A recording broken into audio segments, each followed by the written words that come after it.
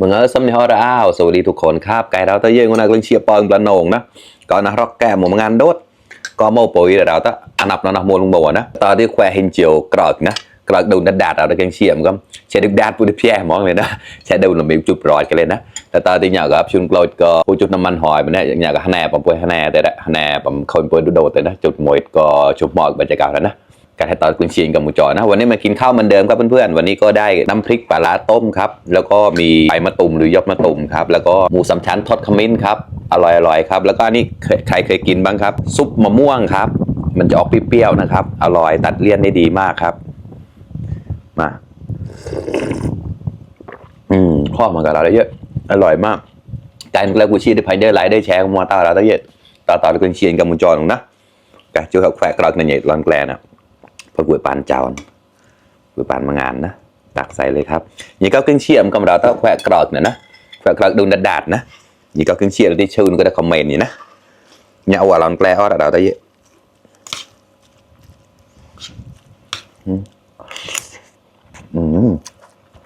อร่อยข้อมากันแล้ว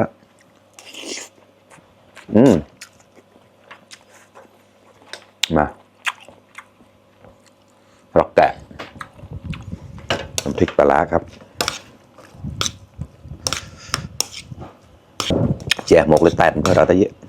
กระดาษกระตาน้อง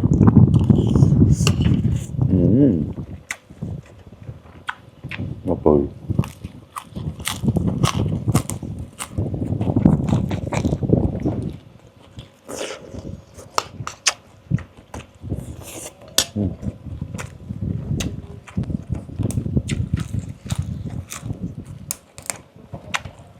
ข้าวมันอร่อยมากครับกรอบ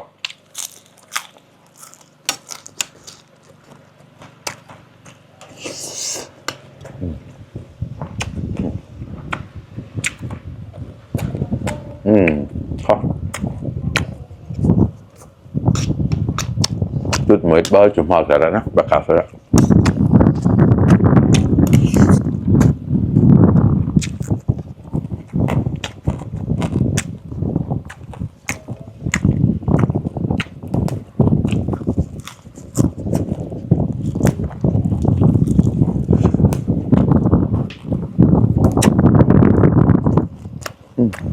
แย่กอกครับ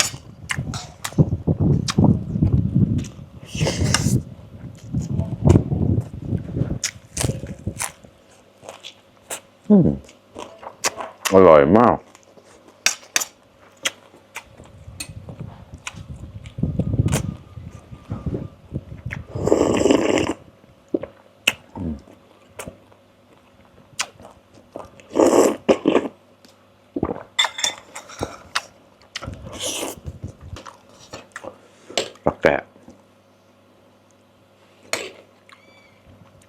chỉ cái đơn là một ngàn tàu mà cái đó thấy bạch nè hả nó là những chỗ đồng tiền xịt quạt này đây giờ là bạch nè là mà rột đi khó lâu là đi đờ mà rọc kẹ này là rất làมากับเพื่อนๆมากินข้าวด้วยกันครับอร่อยมากข้อมากับเราได้เยอะ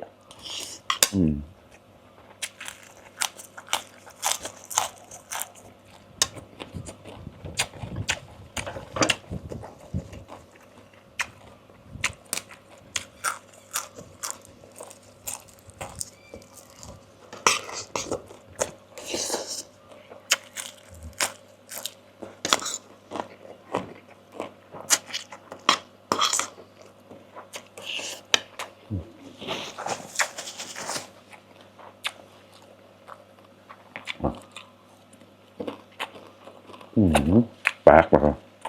เข้ากัน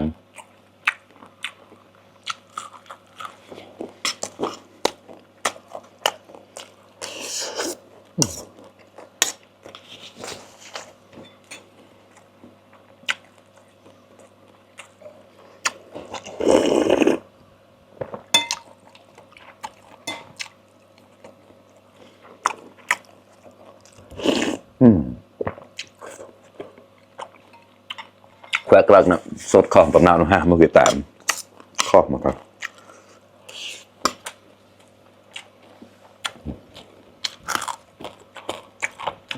โซนครับ